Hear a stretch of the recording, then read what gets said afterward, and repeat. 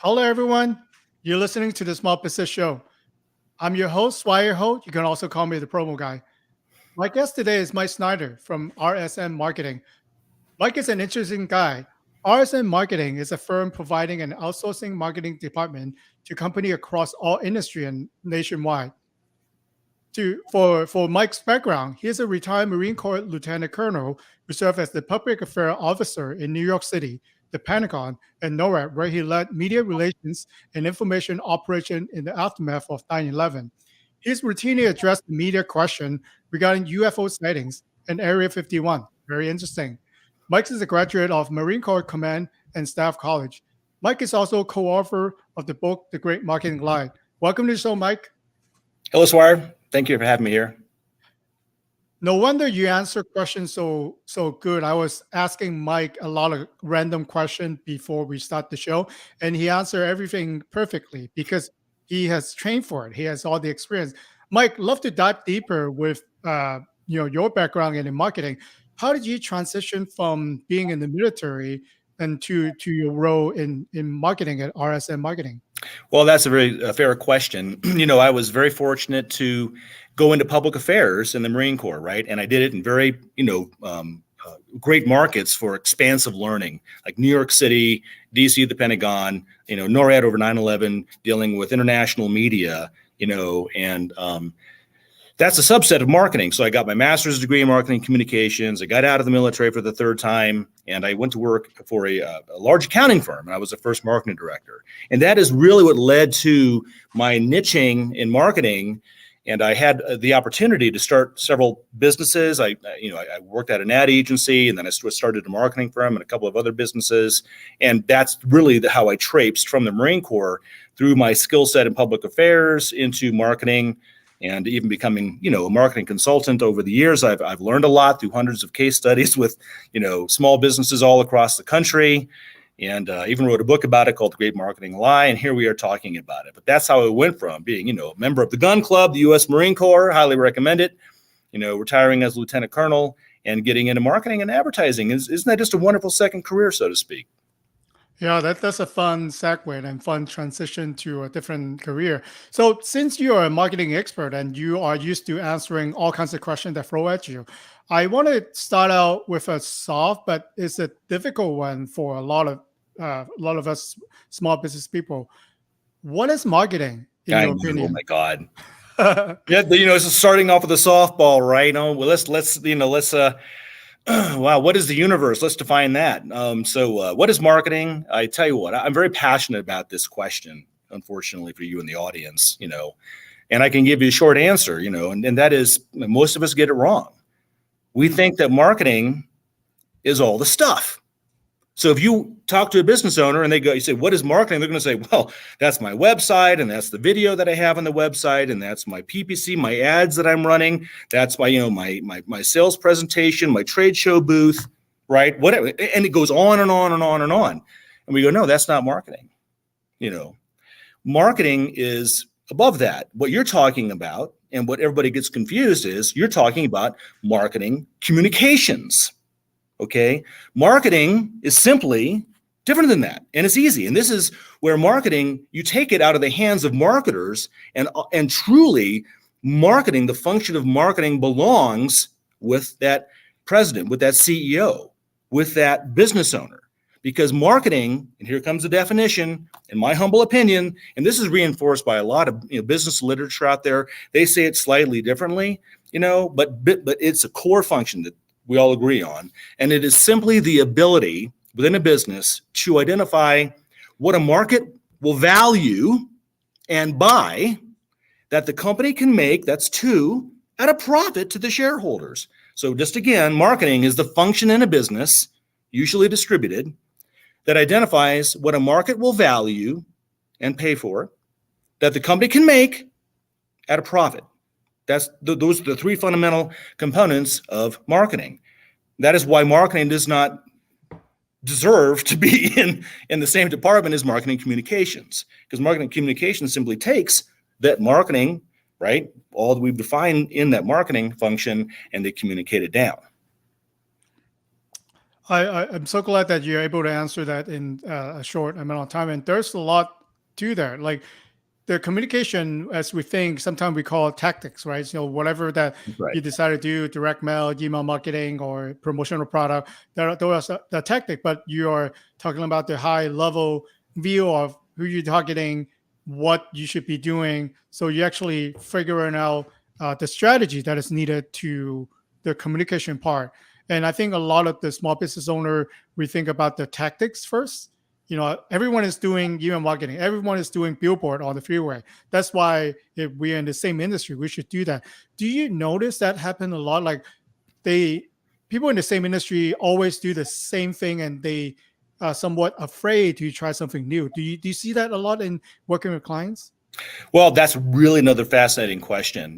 Marketing, true marketing requires great courage because true marketing results in differentiation. Okay. Differentiation is the goal of marketing. It's like, okay, what will a market value? Well, they're going to value something that generally does not exist yet.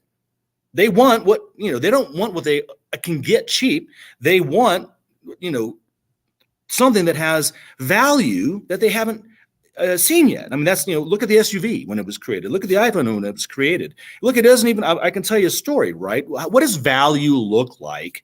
Okay, that differentiates, for a business and a business owner so that they don't have to go spending a lot of money. A lot of business owners, to your point, they get into business. And I don't care whether it's a small business or a large business. It could be $100 million manufacturing firm, and they're making fuel transfer pumps, or they're making, custom dies, and so are 10 other competitors doing it the same way, and they're all talking the same way. And so what it does, because there's no real value identification for the market, it drives the price down. So again, when you sell a commodity that has general category, what I call category value, that drives your price down. If you can identify value, and I'll give you two examples really quickly, the price goes up. So we were working with an LED distributor. They distributed large LED panels like you see in a retail outfit, or as you'd see on a highway, the big boards, right? 24 by 48 or whatever size they are. And so they brought us in to help them break into a small business niche. And we said, okay, we have to figure out what they value.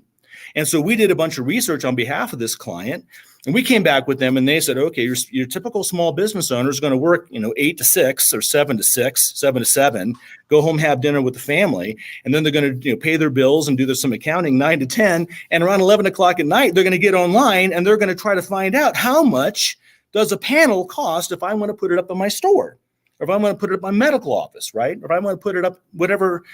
And that's when they're doing the research. So our recommendation is to create value for them by giving them the pricing online. So the strategy, okay, the value point is your audience wants online pricing. Your strategy is going to be, guess what? Give them what they want. Give them online pricing. And the client would, no, we can't do that. As soon as we do that, our competitors are going to know. And we said, well, we know we've already talked to a lot of people, and your competitors already know anyway, because as soon as you give the quote to even that business owner, they're going to go quote it out elsewhere. Mm-hmm. Give them what they want. And so they reluctantly did it. We created what we call this configurator. A decade later, they're still using it as a primary strategy for that market segment. And in that first year, it brought $1 million of new business to that client in that new market segment. And they learned that the average client bought 4 more times for a huge, lifetime value. And it didn't cost them anything, Swire. And it just get it out, because people find through SEO, they found them. They didn't have to go spend a lot of money on marketing. They just had to create, frankly, it's an operational function. It's an ops expense, not even a marketing expense. That's one example. I think you touch on a lot of good points there. And I especially want to point out that this client of Mike pay him and his firm to do the research. And if you, at the point that may not able to afford a marketing firm to help you, you need to do the research, because a lot of us sometimes thinks that it doesn't work because we haven't done any research. We just do whatever that the industry norm will be. And, in the case of Mike's example, he actually studied that. He actually make recommendation to the client. This is what you haven't done that you should be doing. So if you can find it that could change the way that you market, I think that, we onto something here. And Swire, research always sounds, what we try to do, what I try to do, and this very much goes back to my Marine Corps training. Keep it simple, right? Keep it simple, stupid, the KISS principle. Right. And so in marketing, everybody tries to make it all hard. Okay. And frankly, that's the riddle. The book, The Great Marketing Lie. What is the great marketing lie? The lie is that marketing is hard. Marketing is not hard because we do marketing every day. We're surrounded by marketing. I have a quote, which is, everything is marketing and marketing is everything. So marketing is not hard. As I look at your backdrop, I see all kinds of things that you bought. And that is a function of marketing. You found value in the things you bought, and I can look at all that stuff, the headphones, the microphone, and the cat, and the dad thing. It all got manufactured, created, and sold because somebody found value in it. So we are surrounded by marketing. It's like we don't give ourselves the credit. It's like, okay, we make choices every day. So reverse engineer how it is we make our purchase decisions, right? So marketing is not hard and research is not hard. Do you know how we did the research? I'll tell you how we did the research. We took an intern and I turned to this intern and I said, I want you to call some distributors, of these flat panels and ask them this, this, and this. I want you to call some small businesses and ask them this, this, and this. And I went about 20 instances of both. And at the end of the week, this intern came back and gave us, this is qualitative research. This is not quantitative. Quantitative can be more expensive. We didn't do expensive focus groups. We just talked to people. We talked to the market. We came back and we made some generalized assumptions that proved to be spot on. So research does not have to be hard. Marketing does not have to be hard. Yeah, I love that. And what I normally do, and people, when they come to us buy promotional product, they just want to buy. When I ask them that same question, like who are your audience? Like, what are you trying to do? Right. So they stutter, right? Like, I just want to buy stuff. And you're asking me all the question, kind of like what you have. But if you don't know who the ideal client is, talk to them. Right. Or maybe if you're an intern, maybe you're a secretary, maybe yourself can call, and especially your top 10, ask them why you buy from us. Like, what do you think separate us than other do you think people sometimes are afraid to ask questions like, why do you buy from us? Like, what's so good about us? No, I tell you, all the clients that I've had over the 2 decades, hundreds of them, no. Business owners get comfortable, right? I'm talking about, 5 million, 10 million, up to even 250 million. They just get comfortable. And what happens is the interaction with customers gets relegated to what? The sales team. Right. And the sales team, they come back and they say, what? The customers want better pricing. That's what the sales team always says. They want better pricing. They want more for less, right? And so just to give you an example, I mean, how did our company, RSM Marketing, you read the intro earlier, we offer an outsourced marketing department, okay? And that only came around because when we first started our company, we were talking to principals. And so Bob and Jeff would walk into our office, right? They got referred. Bob and Jeff ran a manufacturing plant. And they realized Bob and Jeff would come in and say, hey, after the Great Recession, we understand this marketing thing has a new place. We kind of need to embrace it and figure it out. And we said, okay, well, as soon as you hire a marketing director, give us a call because we'll need a marketing director, to be, our point of contact at your company to do all this good stuff. And they would walk out dejected. Well, that happened about 4 times. And we listened every time to what Bob and Jeff were saying. The next time that Bob and Jeff came in, we had decided in a kitchen talk, my business partner and I, the prior night, we were going to try to create, a new category within marketing for ourselves, right? A new niche. And so we said to Bob and Jeff, the next set of Bob and Jeff, we know what you're really after. You really don't want to hire a marketing director because you don't know how to hire a marketing director. You don't understand marketing. You don't know how to manage that person. You don't know how to hire that person. We'll be your marketing director. Well, how are you going to do that? Well, we have marketing directors on staff. We call them account managers, but account managers are generally marketing directors. So we just decided to change our labels. By the way, this comes out of a nice model called positioning, repositioning, right? That is in this book, Great Marketing Lie, that, business owners ought to embrace, which is, okay, just talk about your business differently. So we started talking about our business differently to Bob and Jeff. So we're going to give you a fractional marketing director, and we're going to give you everything you need for a flat monthly subscription. And Bob and Jeff went, you're going to do that? Well, no one else is doing that. Value creation, ring-a-ding-a-ding. No one else is doing it. And even to this day, not very many companies nationwide are doing it. And we did it. And as soon as we started talking to the market that way, products started flying. Sales were flying off the shelf. We went from a $1 million company to multiple of that very quickly because we made changes in our marketing concept, right? And who did it? The business owners did it. And it didn't cost us anything. We had to figure it out. I think it's always important for the person in charge, right? Or if you're executive, things that you really care about, to talk to the end user, people actually using it, and really to ask that question, like, why do you think, and why do you buy from us? Like, you have choices out there.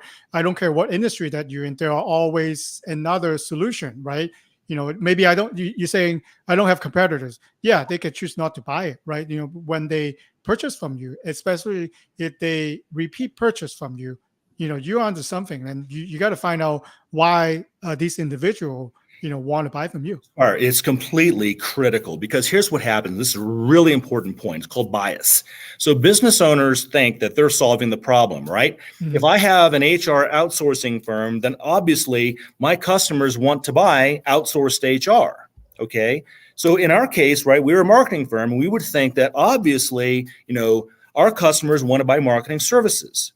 But no, what we found out was far different. They actually didn't want to buy marketing services. That was a necessary. They knew they had to, but the problem we were solving, they didn't want to hire a marketing director. Whoa, mind blown, right? They didn't want to hire a marketing director. That was the primary problem they had, and we brought a valued solution to that problem that really we never even saw. We never even thought about that.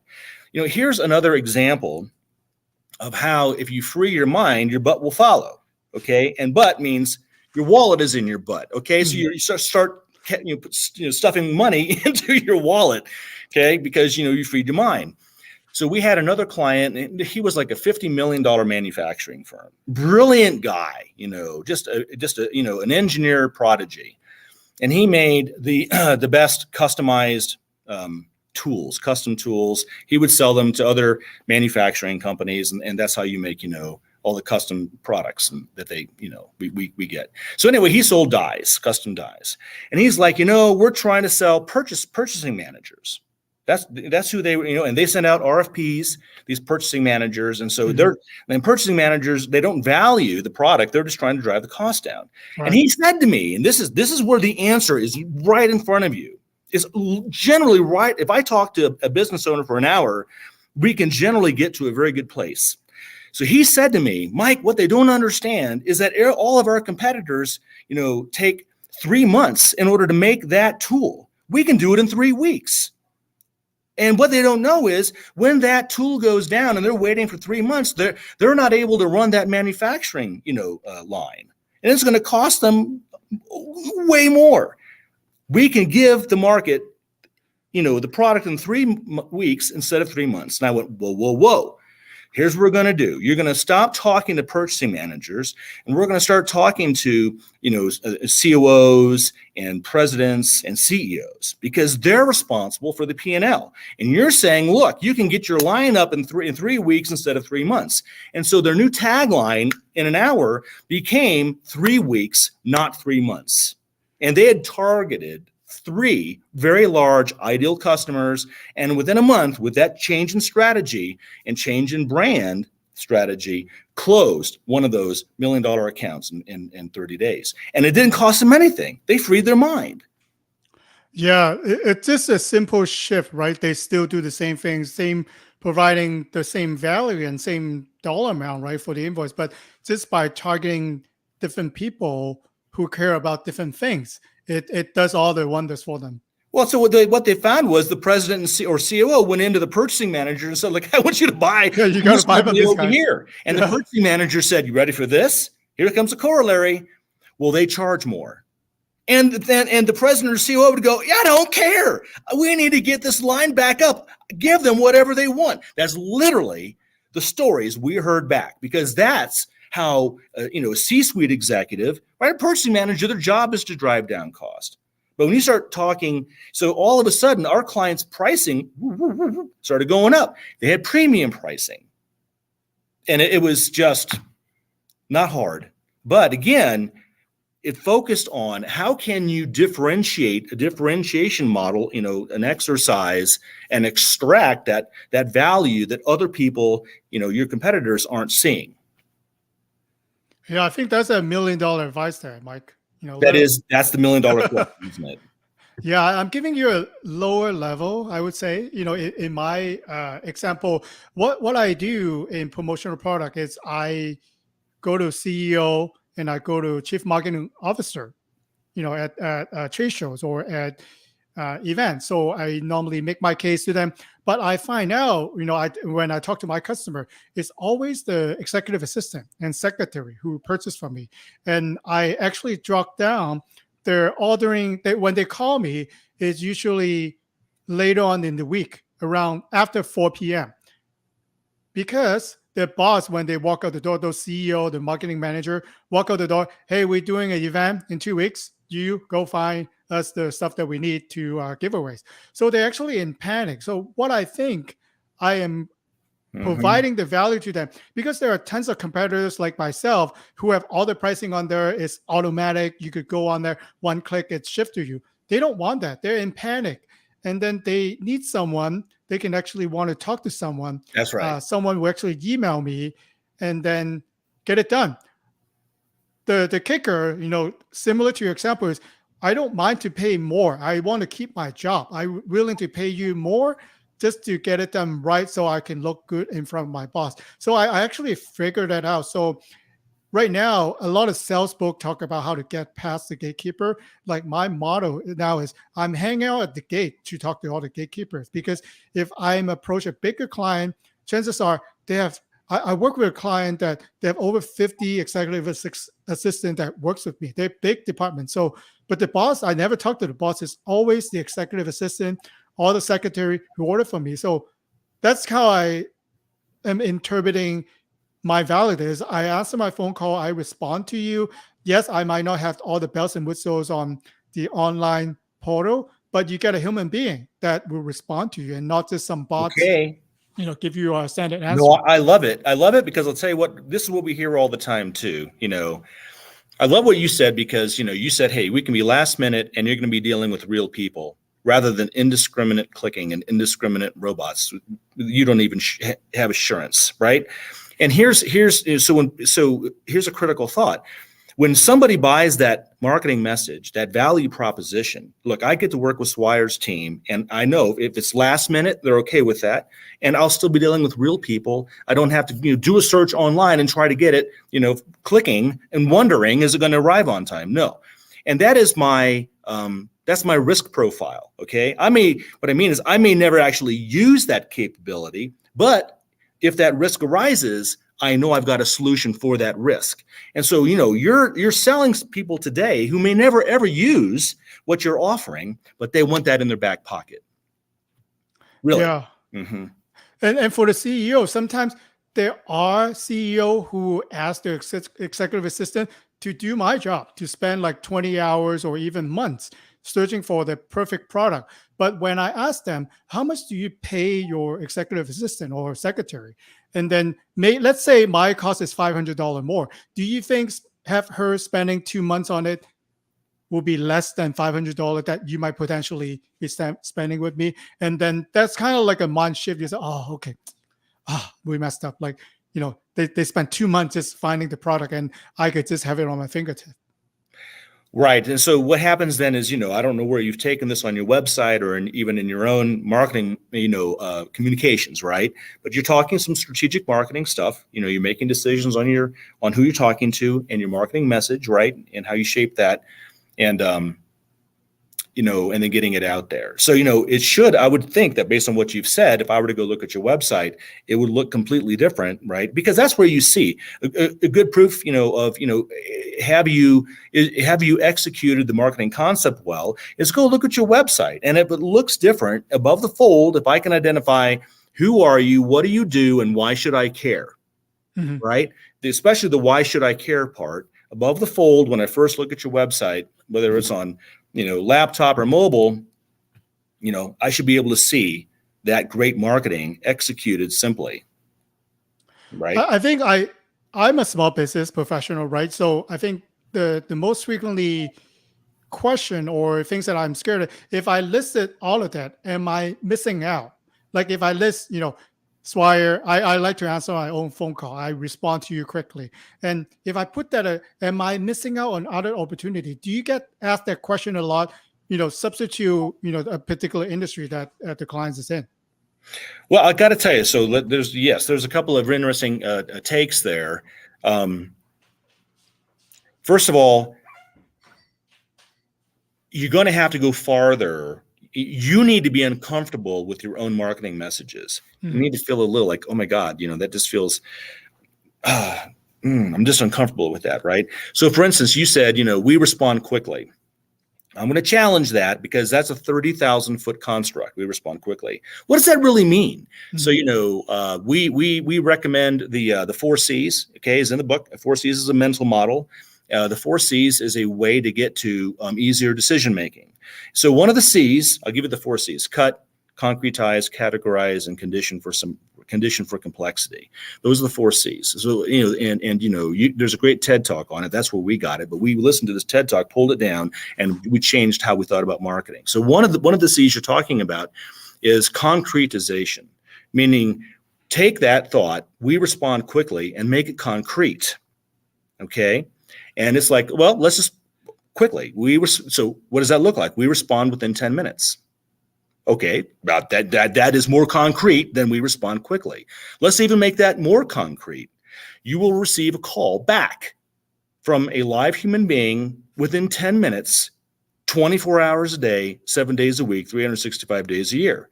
That's really quick. Now I know exactly. You can't get any more concrete than that. Know what I mean? Unless you offer guarantees. I mean, there's ways you can even have more fun with that. But yeah, so that is, you take your marketing message and then you make it concrete and then you put it out there and you get uncomfortable with it because no one else in your category is doing it. And then you know what happens?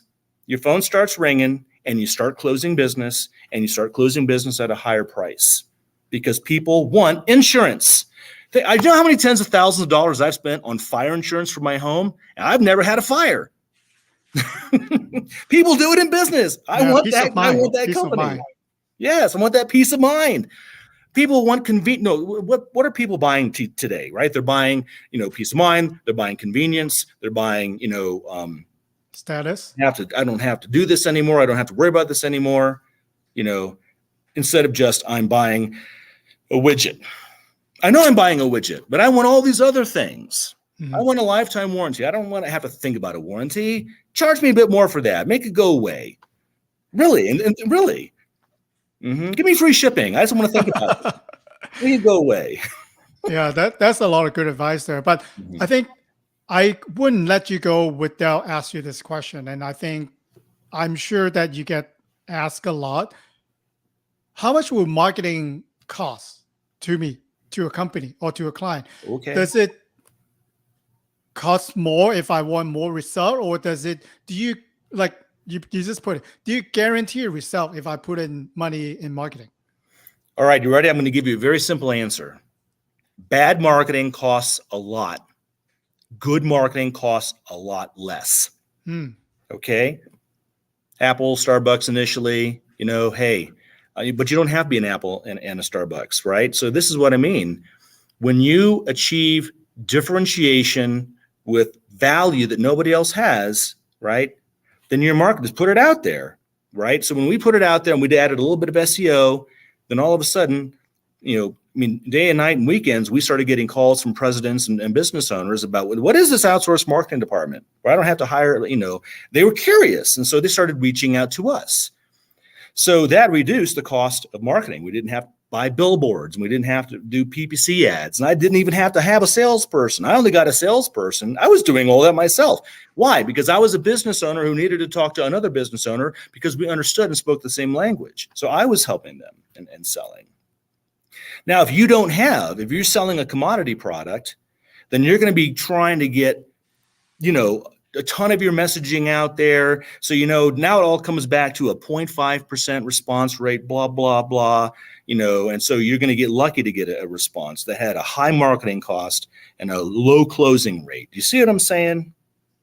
Bad marketing costs a lot, or marketing without strategy costs a lot. Matter of fact, if you're a business owner and you can't think of one strategy, I'm not saying website, that's not a strategy, right? And a strategy should be easily defined in 1 to 3 words, right? Like outsource marketing department. That is our strategy. That's our product strategy, for instance. Or online. Since you answered this so well, Mike, can I ask you one more? Yes. How long does it take? Oh boy, that's a tough one. It's almost like, when do you stop being a parent? Never. So great marketing never stops, because great marketing, when you have a great marketing processes inside the management team, you're always coming to new levels of discovery. Oh my God, the market, we just learned this, or perhaps they want that. Let's migrate. So how long does it really take? It can take as little as 5 minutes to get the idea. And then the execution of it can take a little bit longer. You're going to have to, like in that example of that, the manufacturing company, when the CEO and I said, look, your strategy is speed. Your strategy is speed to market, right? Speed of delivery. And your brand strategy is 3 weeks. Say it over and over again, 3 weeks. Well, he had to get that down to the sales team. He had to get that out on his website. He had to get that into his business literature. He had to get that into his email campaign. So that takes a bit of time. But no, you can execute great marketing in as little as 1 to 3 months. And you can have that marketing spark, and frankly, if you have the right tools in place, Swire, and I'm not, and that's what the Great Marketing Live really is. It gives you a set of tools that you can use with your management team, in your annual, strategy planning retreats for 3 to 5 years, because, there's always more things to take down in a company's business, right? What can we do better? How can we pricing? So, product pricing, place, how are we delivering online, not online, international, not international, what are we saying, promotion about, how are we talking to our customers? Always ways to do those 4 Ps better. And I like to keep it simple and just, use the 4 Ps. So yes, if you get me, you can get miles ahead fast, and then you can build a moat around your business. Within 1 to 3 years, build a moat around your business so that, full of, laser, sharks with laser beams, so that your competitors are nowhere close to your business. That'll take 1 to 3 years generally. I think the biggest takeaway, Mike, is, after you assume that you spend money in marketing, right? You do all that. Your ultimate goal should be, that's why I can charge more. That's why we are premium. If you spend money in marketing so you could sell it for less, then I don't think you should do it. There's a great truth. And so I like to refer to great truths. And this is a great truth, Swire. And, this, everybody can take this to the bank today. Scarcity breeds value. The scarcer something is, the more we're going to pay for it. So if a business can make itself more scarce in the value that it offers, then the higher the price people will pay forever and ever and ever, until supply increases to meet that demand. Do you see what I'm right? And that's why, the fast mover advantage, that's what Silicon Valley has been trying to achieve for decades. Be the first mover, because, everybody's going to catch up with you in three to 6 months or a year. And then you got to go catch another first mover advantage. So, yeah. Mike, I think these are very good conversation, and you get into the point that I think listeners have a specific question for you. So if they do decide to reach out, what's the best way to reach out to you? Just go to raptors.biz, and that's the, I would love to spend an hour with a business owner and talking just like this. And by the way, I enjoy these conversations, because Swire, I don't know everything, bro. I just know enough to be dangerous. But I'll tell you what, Two people are a lot smarter than one, and you can riff off one another. And so what I enjoy about these discussions is that business owner is going to get a lot of value out of 30 minutes. And I'm going to get a lot of value because I'm going to learn what they're doing. And, and I've got this huge library, computer going on as they do, and you plug in new prompts to reach new places. And so I enjoy these conversations as well. But I swear, especially if we're talking about strategies and models to get to those strategies, then you can get there very quickly. Okay. And so, yeah, just go to raptors.biz and, you'll just contact me. Let's have a nice conversation over a cup of coffee. Thank you so much for coming on today, Mike. Thank you, Swire. I had a lot of fun. Appreciate it.